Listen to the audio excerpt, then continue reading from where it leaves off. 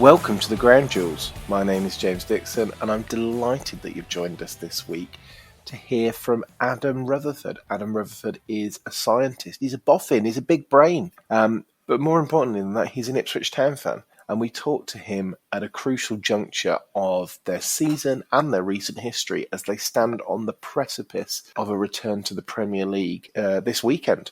They need just a point from their final game.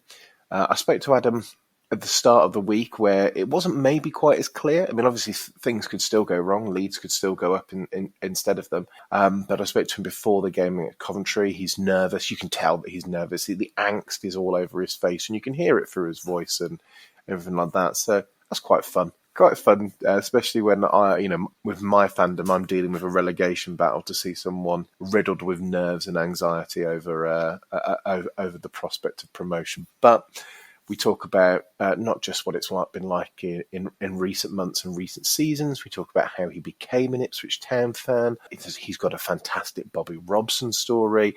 It's great. Adam's a great communicator, and you will enjoy that. Also, thank you very much for the feedback on the Johnny Owen episode. Lots of people loved that. I think you really like when we do the smaller grounds, so we'll try and do that a little bit more. If you missed that last week, do go back into the archive. Also, fantastic to see Dortmund win the first leg in the Champions League this week. Another great episode from our recent archive with Uli Hess on the Westfalenstadion in Dortmund is there to check out if you want to. And we've got other stuff there. We've got Charles Dagnall on the Tampa Stadium NFL. We've got Martin Kellner on Station Road, Swinton. We've got Ailey Doyle on Tynecastle. There's lots of really interesting people back in the archive. Do go and check that out wherever you get your podcast. Regular listeners will know we always do a little bit of stadium news before we get into the interview. And there's a lot this week, a real lot. So we'll go as quickly as we can. Pakistan has announced some stadium upgrade plans ahead of the 2025 ICC Champions Trophy. They're putting some extra resources into development of Lahore, Karachi and Rawalpindi. This actually ties into a future episode we've got coming up with Atif Nawaz from BBC Test Match Special and stand-up comedian. That will be something to look forward to in a couple of weeks' time. Newcastle United apparently have decided to go down the redevelopment of St James's Park route. There was an issue with Newcastle in that there's Grade 1 listed buildings very close to the ground, but apparently the club now feel that that's a sort of surmountable problem. So we know that that's going to be the route there that that they go down. But I want to talk a little bit about Wrexham. Wrexham have been in the news this week suggesting they might build a 45 to 55,000 seat stadium. Obviously, we all know what's going on with Wrexham, now been promoted to League One, back-to-back promotions for the Hollywood-backed club there in North Wales. Currently, they've got a capacity of 12,500, which, it's very difficult to get a Wrexham ticket at the moment. The good times have come back to North Wales. That's undeniable. But is 50,000 seats sustainable? How long will the documentary and the interest in the club, I know it's a big club, it is possible, it's a huge catchment area. It's one of those that you could define as maybe a sleeping giant, given that they're the club for all of North Wales. But is 50,000 really feasible? Is it just a number that's been thrown out? I don't know. I mean, they've got, the owners have deep pockets. They're very ambitious. What would Wrexham be like with a 50,000 seater stadium if they get bored, walk away? It's the sustainability of that is questionable. But do Wrexham need a larger stadium? Absolutely. So, let's keep an eye on that and see what happens with that in the future. There's also something really, really interesting happening in Serbia. Ground has been broken on the new Serbian National Stadium, which has been described as a garden stadium. The idea is sort of have a living outside or facade or exterior where the various layers of the stadium are sort of not held together, but are covered in trees and bushes and things like that. So that's potentially sort of interesting sort of eco development that's happening there. But enough of that. let's get to our interview with Adam.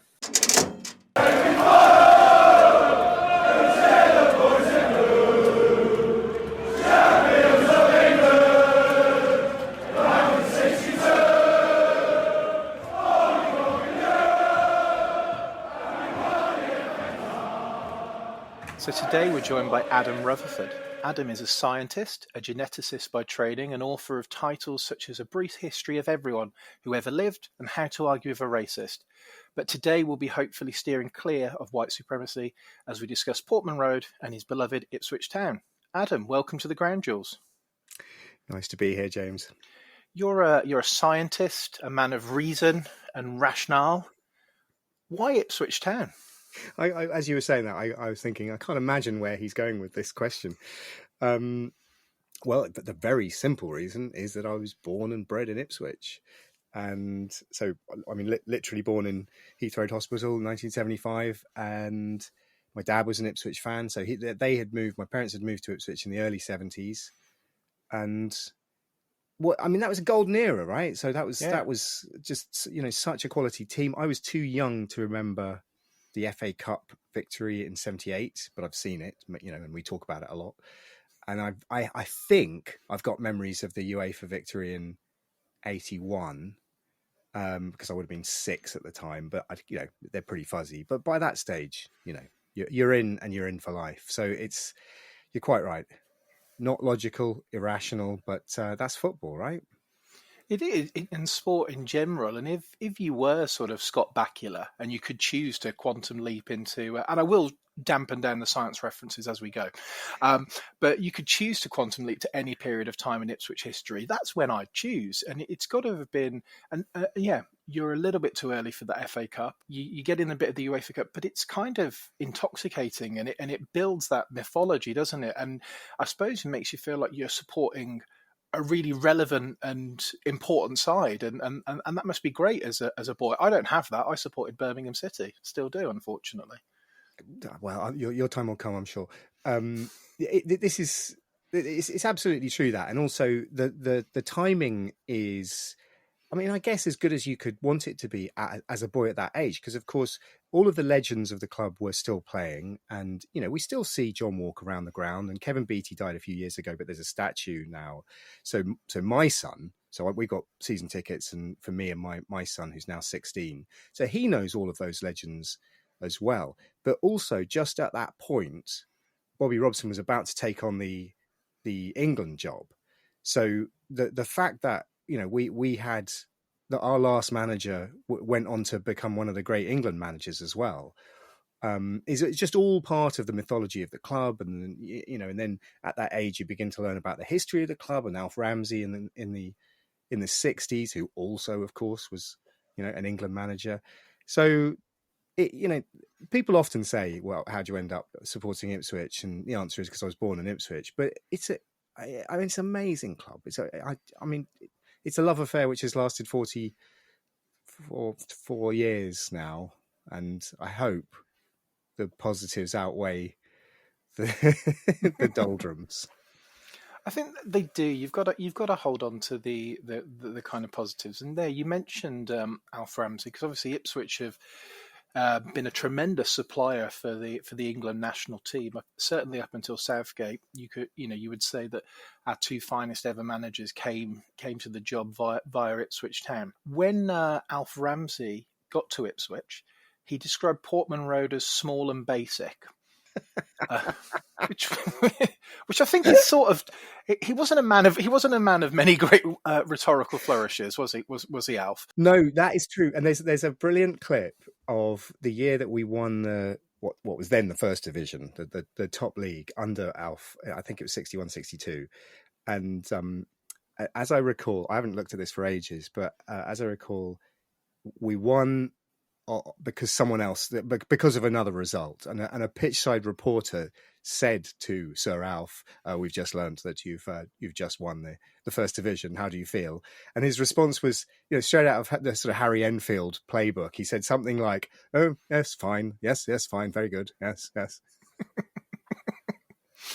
Well, it's a different time, and you know what? I think TV is really important in this story of Ipswich, because if that success happens a couple of years later, it's going to be properly documented. Football and TV really sort of started, and the contract with BBC and ITV to show highlights started in 1963. And so even though it's one of the great stories of English football, a team that had mostly been, had been in the Southern League in the 1930s, back-to-back promotions, and then or winning the league the year that you were promoted, because you just miss out on television and that medium to distribute it, it's not as well remembered as, say, the smaller teams like Derby and Forest winning the league, because there's just not that B-roll there for people to kind of have this sort of group memory, whether they were there or not. Yeah, I guess that's true. Those little sort of fine, as you say, the line just is by, you miss it by a year and no one really knows. But in some ways that adds to the mythos of the club, because our reputation is as a which I think is true, is as a small family oriented club. It's a very nice place to visit, and it's always been like that all of my life. I mean, the only times where you can guess where I'm going with this, the only times where it is genuinely unpleasant have been playing against Norwich, and that was in the 90s. Some of the worst behaviour I've seen at a football match was watching Ipswich Norwich at Portman Road. But even then, that has fallen away. I've got 3 brothers, right, and 2 of us are Ipswich, and the other 2 are Norwich. So it goes Ipswich, wow. Norwich, Norwich, Ipswich. So we've got this deep. My best man as well, my best and oldest friend, is also a season ticket holder at Carrow Road. So we've got this deep-seated rivalry, which at times has been really, pretty nasty. And I went to the home game this year. We still couldn't manage to beat them, home or away, for God's sake. And I didn't like the animosity. I didn't like the outside. It was a big derby day. It's the first time in a long time we're in promotion slots at this point, and the chanting made me feel a little bit. Yeah, come on, are we not beyond this now? But other than that, family club, friendly place, noisy, passionate, but never a lot of aggro. Yeah, I think Ipswich is. When I knew we were sitting down to have this chat, I was thinking, because I've never been to Ipswich as a place or a ground, and it's one of those. Even I haven't been to all the grounds. Clearly, I haven't been to Ipswich, but I've been through almost all the other places in England, because to get to wherever you might find yourself in Huddersfield one day, or you might find yourself in Oxford. It's very purposeful to go to Ipswich, isn't it? Yeah. So I was kind of, you're not on the way to anywhere really except yourselves, or some lovely Suffolk coastal towns and villages. I'm sure. Norwich. I mean, Norwich is the end of the line, and it's just 2 stops further on. So that is one destination. Yeah. What is the town like? Because I know in the past it was a very important port, and there's a lot of history there. You've got some, I believe, even like the school that you went to. There's Thomas Wolsey, and there's famous people involved. But it's as a town, what was it like when you were growing up, and how has it changed at all into sort of modern day? Yeah, it's a great question. I mean, it's a nice town. It's a medium-sized market town in the countryside in Suffolk, which was, when I was growing up, was much more rural than it is today. And it's all right. It was a bit dull.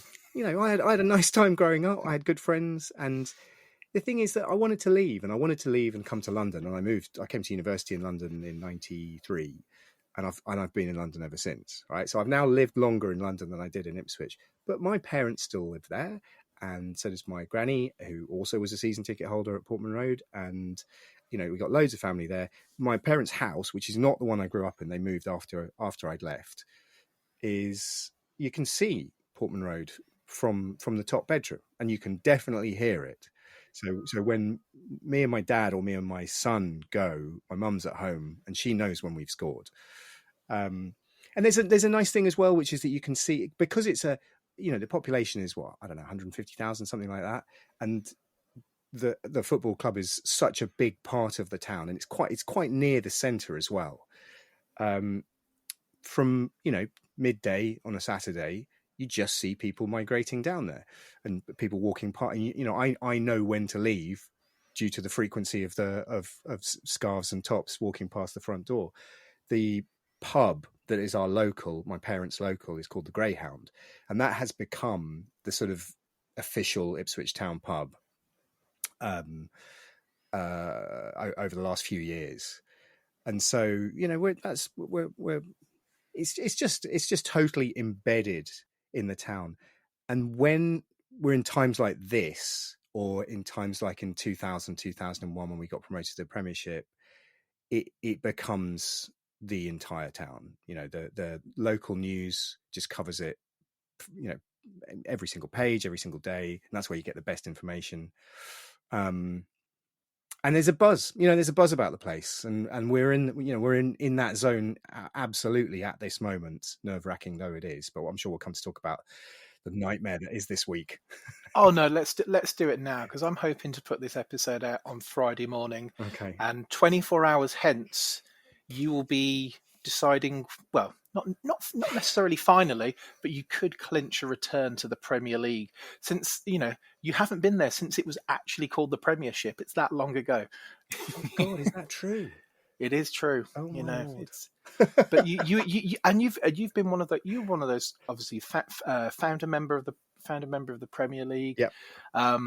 Had some tough times. Gone down to League One, and you're potentially, fingers crossed for you, you could be looking for back-to-back promotions, because you've had a fantastic season. You're the only club up there at the top of the Championship who hasn't been benefiting from parachute payments like Leeds and Leicester and Southampton and all these other bigger, more recently successful teams. I won't call them bigger teams, but more recently successful teams. You've got to be. I mean, I know you're nervous. I can see that you're nervous, but you've also got to be excited, right? Yeah. Well, I mean, it ties me in knots, and because, you know, every time at the beginning of a match, I say to my son or to my dad, "Can we just make it easy this time? Because we do not like to make it easy." And I forget the exact stats, but we have scored more goals from substitutions and in extra time than any other team this season. And the substitution thing, I mean, maybe that just shows quality, the quality of the manager, who, incidentally, I think, we're talking about Alf Ramsey and Bobby Robson going up to the England job. Kieran McKenna is he's set for greatness. There's a lovely picture from his Barcelona days of Bob standing next to his effective translator, which is how he started, which is Jose Mourinho, who then, of course, goes on to be one of the great managers. And Kieran McKenna was an understudy to Mourinho as well. So there's a double picture where Mourinho is standing next to Kieran McKenna, and I think there's a significant parallel there. It makes it all the more nerve-wracking, though, because, well, if we don't get promoted, are we going to be able to hang on to someone who is quite clearly serious top-level management quality? And also some of our players who I think are, sort of iconically good and young. Like Amari Hutchinson scored a couple on Saturday night in what became a frustrating draw. He's on loan from Chelsea. Will we hang on to him? I don't know. Leif Davis, I think probably the best defender in the league. If we get promoted, there's an England slot that we're talking about. We haven't had an England player for a long time. So the nerves, we do not like to make it easy. A win on Saturday, and we would have been 2 points short of automatic promotion, and now we've got to get 4 from 6. And that's so. If this is going out on Friday, there will be the result of the game against Coventry, which is on Tuesday, which we don't know yet.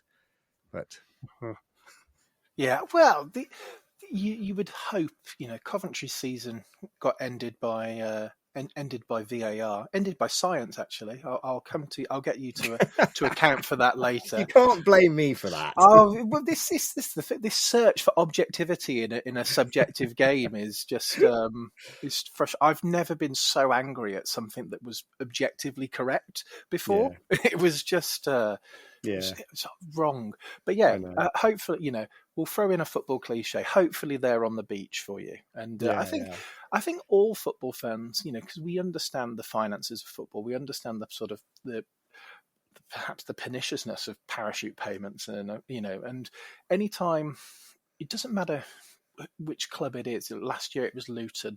This year it's Ipswich. Anytime that someone who's not supposed to be there threatens to sort of break in, Hmm. and previously it's Brentford, you know, I feel like we all support that. We all become de facto Ipswich fans for the day, and that means nothing in the grand scheme of things, But it would be nice. It would be lovely to see Portman Road on Premier League again. It really would. Well, It's a great ground. I completely agree, and I think you're right, because we are a friendly club, and people do like the underdog. The only person I can't guarantee support from is Norwich, but that's how it goes, and I would not offer it in reverse either. But there was the 2000 promotion as well, which was, that I was in my 20s when that happened, and that was. That was just great drama as well. I don't want to go into the playoffs this time, because we went through the playoffs several times and didn't make it to the final in the years preceding the year that we did win in the final. And we were there for that. I was there with my gran and my dad and my brother at Wembley, last ever game at Wembley, and ridiculously dramatic match, 4-2 in the end, penalties, saved penalties. One of the greatest days of my life. And then you're in the Premiership, right? And I think it was the first home game. I think we were away first game, and the first home game was against Manchester United, and that's the 2001 Manchester United team. And we're sitting there at Portman Road going, right, this is ridiculous. And from memory, someone will check this, it was 1-1, right? And we drew against Manchester United, and at that point, I think the crowd, we were all looking at each other, going, Is this possible? Are we going to do this? Are we going to survive? And, we ended up coming fifth. Yeah. We came fifth that year and qualified for Europe. And the next thing that happens is I'm out we made it through 4 rounds of the UEFA Cup. And we went out to see them in Helsingborg, where we won. And we won at home against, what was it? Spartak Moscow was the first one. Can't remember the second one. Then it was Helsingborg. Then it was playing into Milan. And at that point, you're just going, what the hell is going on? And of course, we got relegated as well. And that was it. That was it for 20 years. But it was nuts. The whole thing was nuts. People are talking about, coming fifth in the Premiership. And that was under George Burley. But I think there's parallels between Burley's style and Kieran McKenna's are quite, we play nice open passing football and I think one of the reasons we struggle in the lower divisions, this is going to sound really arrogant, is because we try to play a very high quality, stylish, open passing football, and you come across small, kick and rush teams. Yeah, there's a bit more thumping going on, and that hasn't been our style, or it hasn't been our style when we've been successful. Yeah. There was a period where I think, we just needed more of that. Stop trying to play like your Barcelona and start trying to play like, I won't name a club. Let's say Mansfield. They're near me. That's fine. Sure, Mansfield. Yeah. Anyway, oh God, I'm going to have all the Mansfield fans on my case now. Sorry. They're happy. They're promoted. They had a big party yesterday in the pouring rain, actually. So they're all happy. So we're obviously focusing a lot about the good times here, and I think that's where memories tend to go. You go to the either end of the spectrum, but where are you in a match? In the stadium, where are you? What stand are you in? What sort of has that changed over the years in terms of? And are you behind the goal sort of vociferous sort of person, or are you more cerebral, watching from around the halfway line? How would you classify yourself? Well, we've always sat in. So my granny had a season ticket for all of my life, and until she got too old to go. And we've always sat in the Cobbold stand, which is kind of it's not the family area, which is down in the bottom tier. So we're on the first tier of the Cobbold stand, which is about 2 blocks to the right the away fans. So we tend to hear the noise of the away fans more than around the rest of the ground. There's what used to be called the North Stand, which is now the Bobby Robson, and the South Stand, which is now the Alf Ramsey. And the hardcore fans are in the bottom tier of the North Stand, and they're brilliant. I mean, they do not. They don't sit down and they don't shut up, and we got drums and flags, and that's where all the chants come from, and that's great. Now my son has been coming with me since he was 5 or 6, and now he's 16, and he is desperate to get into the North Stand. And I don't think I'd mind that now, but we're kind of settled into the Cobbold, and so we're just to the right of the halfway line, so we can see the manager, which is nice. And they've got screens now, which is new. Never had screens visible until the last few years. So we get a lot of noise from the Bobby Robson, and we get a lot of noise from the away fans. But it's otherwise we sit next to Linda, who's in her 70s, and she always brings a bag of sweets for my boy and tells us stories about what's going on in her life while we're trying to watch the football. And weirdly, the woman who sits to my right was a student of my dad's, because he taught at the local university. So it's we know everyone around us. My cousin, who's a doctor in the hospital, he sits the next block over, and he's taking his son, who's 5 now, I think. Louis is 5. So, and we got a little routine. We always meet up at Bobby Robson at the statue, which is right opposite the entrance to where we go in. For a scientist, I'm a very both sentimental and have little rituals. So I have to do a little. I put my hand on Bob's foot and say nice to see. I do that every time. It's a bit embarrassing. Not do like the Bobby Robson Italian 90 jig. After that would be. Don't change now. Obviously, that's you can't. You've got your pattern established. Yeah. And you said to me, I think it was in relation to the Southampton game, where you won 3-2 with a 97th minute winner. There was also a 4-3 win against Rotherham this year with a 95th minute winner. What's Linda like when they go in right at the end? Oh, well, sometimes she has to sit down. she sits there looking a bit bewildered, and sometimes I think, God, people are going to have heart attacks around here. I just wish we could make it easy. So many times this season, can we just not be 2-0 up at half time and then, just knock it around the back for the next 45 minutes? Can we just not do that? Is that too much to ask? I mean, you could, but wouldn't be as fun for us. I suppose not. And we had, that 97th minute one was absurd, and it was a cracking goal as well. And the goals on Saturday night were amazing, but we couldn't hang on to that lead, which was very frustrating. So Coventry could do us a real favour tomorrow, and also. Who are Leeds playing? Leeds are playing Preston, and then Leeds are on 45. So Leeds haven't got a midweek game. Sorry, I thought.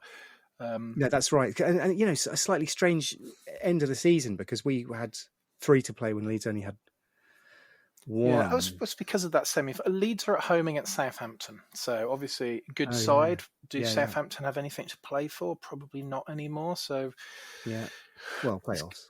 Well, I think they're locked into 4th, regardless. They are, but you've got to keep the momentum up. And there we go. You'll be fine then. Don't worry. I can see, actually, talking to you, I thought normally this is a lovely sort of trip through memory lane and nostalgia, and we'll talk about this time we did this, and there's obviously a bit of that, but I feel like every minute I'm making you talk about Portman Road, you're looking more increasingly pained. No, and I kind of want to keep doing it. I am. No, I don't mind. And it's actually quite cathartic. It's a little bit of therapy I'm getting here. But, you've caught us at the most dramatic moment of a 20-year run. And it genuinely ties my stomach in knots. And when we're looking at other matches playing... So Jake's my son. He gets alerts. He gets automatic alerts that pop up on his phone, and I don't do that because I'm not 16. But we were watching the Saturday's match against Hull, we were watching it on at home, Mm, but there's a 20-second delay on TV. So he yeah. was sitting there like a 16-year-old, sort of watching down, looking at his phone, and just goes, "Oh, we scored!" And I was like, "What?" They're passing around the midfield, and then of course they equalise. At which point I ordered him to put his phone down, because that's that. Yeah, it's so because I mean the social media blackout for sport is so difficult now, because it used to be just don't go on Twitter, Yeah, and now it's put your phone in airplane mode because the BBC is going to tell you something, or whether you want to know or not, and it's it's a hard sort of thing to pull off. yeah, and I think that our Saturday match are all kickoffs at midday, because ours is 12:30. Everyone, just yeah. for no shenanigans. Yeah. That's the Okay. Because I'm going to be in. I mean, I committed to this before the fixtures list came out, but I'm going to be in a literary festival interviewing an expert on conspiracy theorists, which actually starts at 1:00 for an hour. So I mean, I have to warn the BBC's conspiracy and disinformation editor, who's the person I'm interviewing, that if I'm a little bit distracted during the interview. So I'm very much enjoying the book that you've read. Was it? Yeah, come on, tell me about your book. Hold on a sec. Hold on. Yeah. Why are the referees always against us? Yes. And that's a question for you. Oh, I'm going to have that. I'm going to use that. No worries. See, you need sort of hand signals. I don't know if you're ever a West Wing watcher, but there's a famous episode of The West Wing where there's a hand signal when someone's on stage during something important. So you need someone at the back letting you know whether you can be happy or miserable or not. Yeah, I've done it before once, it was a test match, because I'm a big cricket fan, and I did sort of say, I knew the person I was interviewing was warm to this, and I did say, so if anyone could update us with the score if anything significant happens, and nothing happened during the sort of 45 minutes that we were speaking. But then when it came to the questions, and people's hands came up, and the first question came up, and it was, it's more of a statement than a question, but I just thought you should know that Stokes has scored a century. And back to scientific racism, or whatever it was that we were talking about. Well, that's got to be one of the few times that your heart hasn't sunk when someone's put their hand up and says it's more of a statement than a question. Oh yes. That's so. I often introduce a preamble to the question section by saying questions are single sentences that end with an upwards inflection, and try not to be mad. That's the other thing that I say, and they don't always adhere to that. There's always a guy, and it's always a man on the second row who has sat through the entire talk with his arms folded, with a slight grimace on his face, and you just know that when it comes to questions, his hand is going to go straight up, and then you become quite skillful at going questions from behind the gentleman with his hand up. One of you touched on it a bit earlier, the old farm derby. I'm not sure if anyone calls it that. I think it might just be it's a great pun. It's something great for headline writers, the old farm. But this idea of this rivalry of Norwich, and it kind of touches a little bit on your work in some ways, because you've talked about from a place of race and identity and genetics. You've talked about identity being a social construct rather than being, I guess, real. You can correct me. But this social this social construct of identity. To everybody else, Ipswich and Norwich are as close. You're the same. You're as close as you can be. So well, it's been lovely talking to you, James, but I'm afraid I'm going to have to terminate this interview. I've got to go and do something else now. But obviously, to yourselves, there's massive differences, in that kind of that social construct in terms of what it means to be a Norwich fan, what it means to be an Ipswich fan. But you've got to. You know that's just a construct, right? Even in the context of football. Yeah, well, of course, and I think that the small differences are often the most intense. And as there's loads of Norwich fans in Ipswich, and there's loads of Ipswich fans in Norwich, because they're close to each other, and because in the region people move and live between those places. My brother, who's a Norwich fan, lives almost perfectly equidistant between Ipswich and Norwich, which is a bit of an Alan Partridgeism, but there you go. And as I said, two of my three brothers are Norwich. So, I mean, I've never heard anyone refer to it as the old farm. And you've got to remember as well that we've been called, our nickname as the Tractor Boys. That's new. I mean, I don't know. I can't remember what year that started, but it was in the either the late 90s or the 2000s. That was a thing that just didn't exist when we were growing up, and it's kind of stuck. And now the Tractor Girls as well, because our women's team are rather good as well. So it just goes to show that things change. I don't mind a moniker. It's not, it's fine. We are a rural community. I'm not sure how many farmers there are actually there, but the Suffolk Punch is the emblem, the horse, and that is a farming horse. So yeah, maybe I should shut up. Yeah, you'll be. It's one of those things as well. Like as Birmingham City fans, we obviously have rivalries, and when you think about the thin sheets of cigarette paper that differentiate ourselves from a West Bromwich Albion fan or a Villa fan, it's just one of those things. And obviously, all Ipswich fans of a certain age have fond memories of Bobby Robson.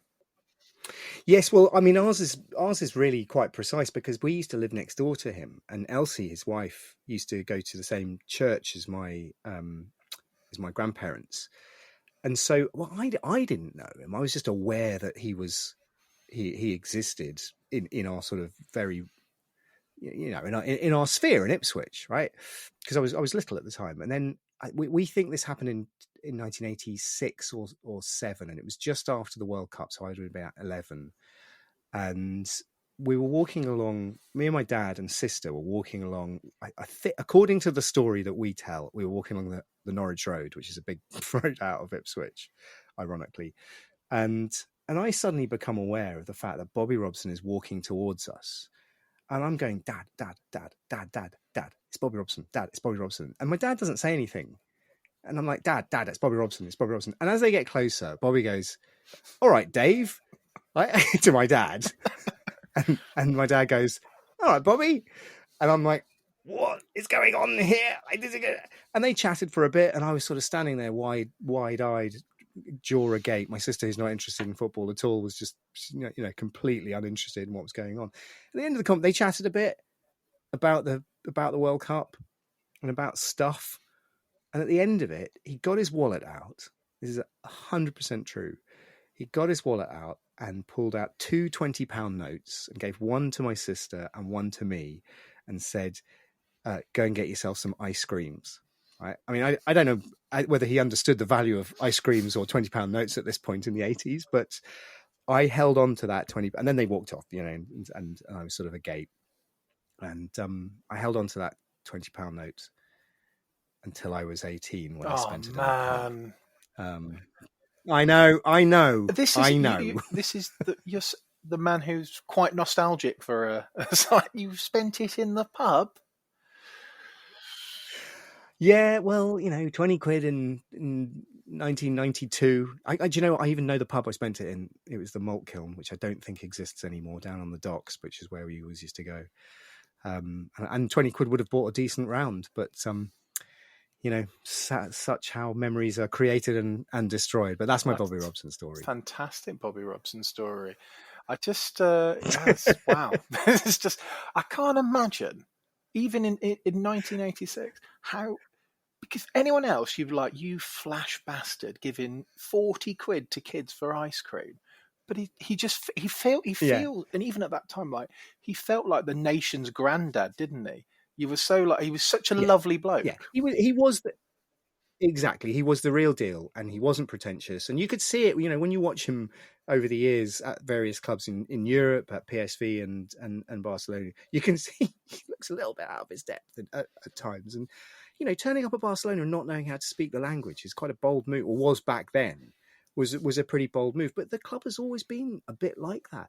We were one of the first clubs, maybe the first club to have our two Dutch players in the late 70s, Frans Thijssen and Arnold Muren. That was kind of that was new to be fishing in those waters. And I don't know what it is about the club mentality which allows those things to happen, but the manager's always had that sort of freedom, and McKenna's got it as well. I mean, what I think should happen is that Ed Sheeran should buy the club outright. I'm sure he can afford it. He comes to every and that's game. the social media clip. I've got it now. That's how we'll promote this episode. Thanks, Adam. And tag him in from your account. It'd be. Yeah, science says that Ed Sheeran should buy Ipswich. I mean, we've spent enough on his shirts. I've got plus minus divide on for the last several years on multiple shirts. I think he owes it. We will put that to Ed Sheeran, and he needs to get in there now, because I'm not sure even Ed Sheeran could afford to buy a club once it gets into the Premier League. So the moment to strike is now, isn't it? Yeah, and I'll happily buy some more shirts if that happens. It is funny seeing it when we played Watford this year. It was funny seeing him and Elton John, they sitting together, thinking, "Isn't this a strange world we live in?" And we've talked Vicarage Road on the podcast previously, and obviously if you talk Vicarage Road, you have to talk about Elton John. But he was, I guess, he was sort of first celebrity owner, wasn't he? And you can see what has gone on in Wrexham with the I was going to say American lads, but one of them is definitely Canadian. Yeah. But the North American lads there, and why not Ed Sheeran? Why can't he? Why can't he? He's born and bred as well. I mean, I've got no good for Ryan Reynolds. That's a brilliant thing that's happened to Wrexham, and I wish them all luck in the world. But Ed Sheeran's from Framlingham. He had the choice of being a Norwich or an Ipswich fan, and fortunately, he obviously made very much the right decision there.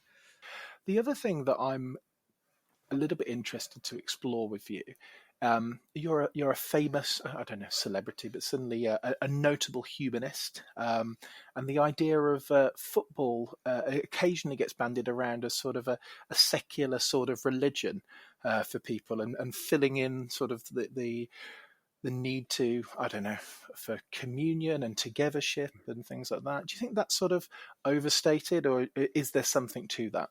Well, I mean, why don't you ask me at 1 o'clock on Saturday?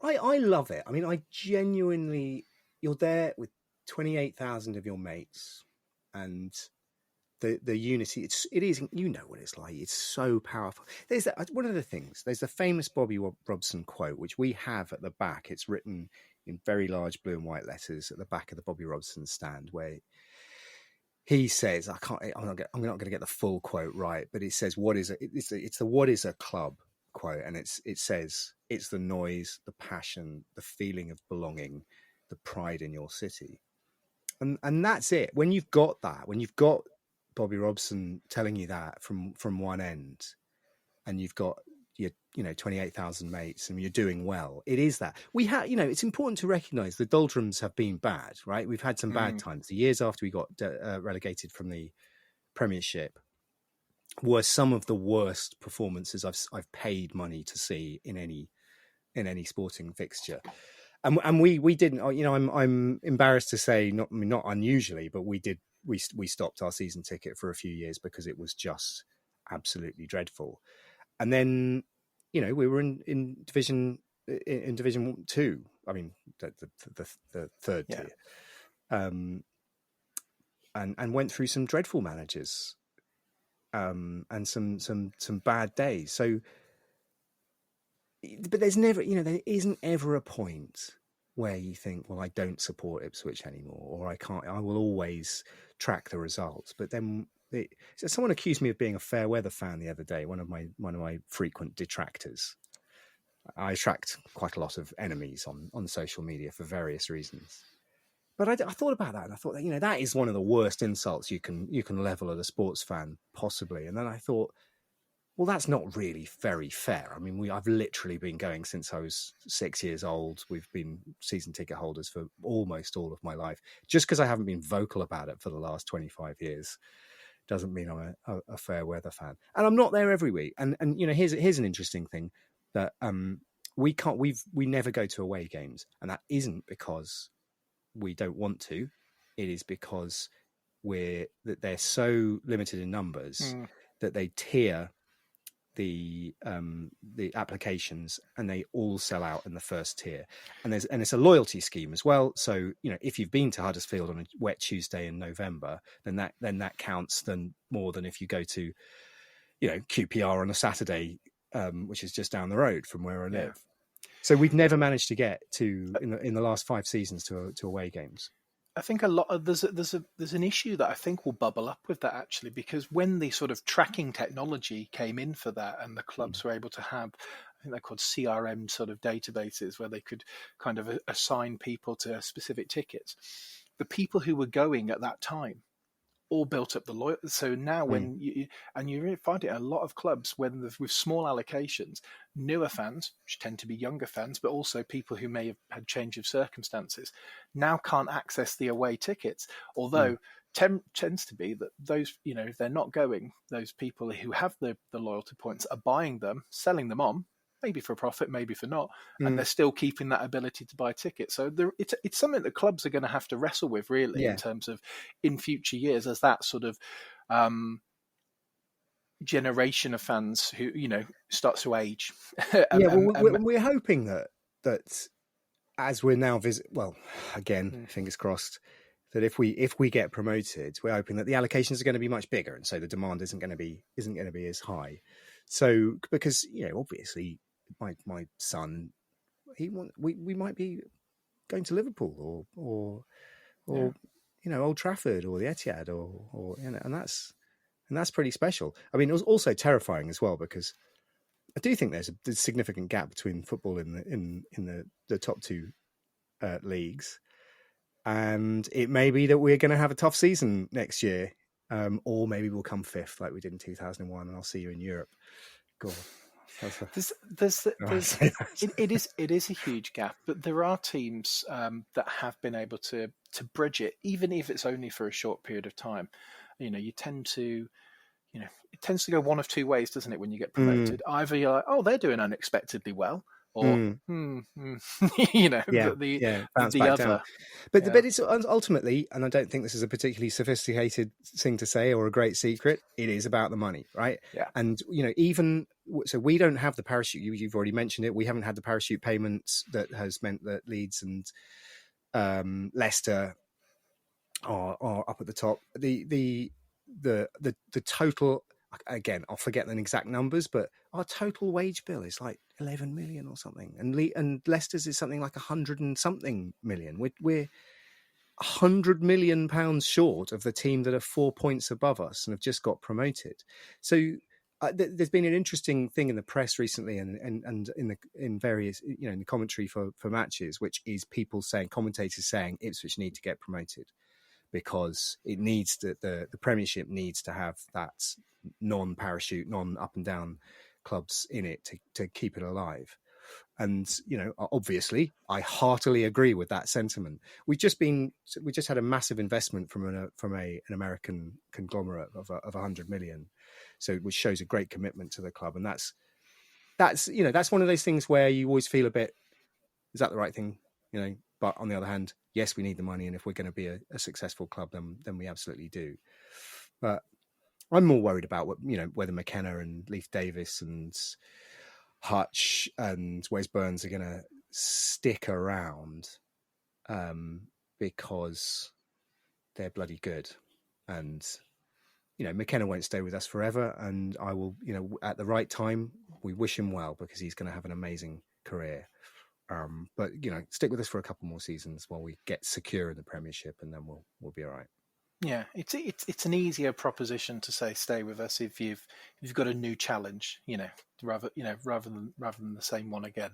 So fingers crossed. Hand on heart, Adam, do you think the next game you're going to watch in Portman Road is going to be a playoff semi-final or the opening day of the Premier League season? I cannot bear a playoff. Honestly, I don't think I'll be able to cope with it. If it happens, yes, but We will be there for the drama. My son said the most idiotic thing to me yesterday. He said, for the pure drama of it, it'd be good to be in the playoffs. I was like, that's the optimism of a 16-year-old who hasn't been through this many, many times. It was traumatic and a good result back in 2001. And I still watch. He's watched that match. There's a lovely piece of commentary, which we didn't see till afterwards, obviously, because we were at the game, where Martin Reusser scored the fourth goal late, so it's 4-2 final score, and the commentary went, Reusser. He did a sort of rangy from just before the halfway line, and basically just did a 30-yard foot like a traction engine, and the commentary went, Reusser, Premiership, and I had that as my phone. That's my ringtone for a while until my wife asked me to take it off because it was quite annoying. But we want moments like that. Well, that's the second Alan Partridge quote of the episode, and I hope maybe we can get to the hat trick. But no, it's the. Well, I tell you what, I may or may not have screamed in the 97th minute of the goal of the match against Southampton. I may or may not have shouted, "Eat my goal." Okay, so there we go. Well, it's like I said, I think. It's a lovely club. And I think doing the research on it, I think it's one of those really sort of quintessential sort of town grounds. And I think the rest of football, maybe not Norwich, are sort of all behind you. And fingers crossed for the weekend. And and if not, you'll be in the playoffs, and your son will get his wish. Maybe it'll be you and Norwich going to Wembley together. Wouldn't you? Haven't even thought about that, have you? Yeah, obviously we've thought about that a lot. That is the worst possible. I mean, there was a point where, because the cruelty of the playoffs is that you can come third with 90 points and lose on goal difference, and the team that comes sixth are 25 points behind you, and they win, right? And that's happened to other teams, and I've seen, and it's just heartbreaking. And I don't know, I genuinely don't buy the argument of the existence of the playoffs to string it out for a few more games. Just put the top three teams up. But I would say that because we've often been in that third position. But yeah, like I said, I just wish for once they could just do it the easy way. Oh, fingers crossed for you, and fingers crossed for Linda. I'm sure Yes. Oh, Linda she'll be absolutely delighted. But I worry about her. I have to, just steady the boat, Linda. You all right? Well, Adam, thank you very much for sharing your ground jewel with us, and for sharing your memories of Portman Road. All the best. Thanks, James. Thank you, Adam. Best of luck for this weekend. I do genuinely mean that. Because I worry about what will happen to him if they do end up in the playoffs. He was tortured by the mere thought of that. That's all we've got time for this week. Enjoy the bank holiday, and I'll see you next time.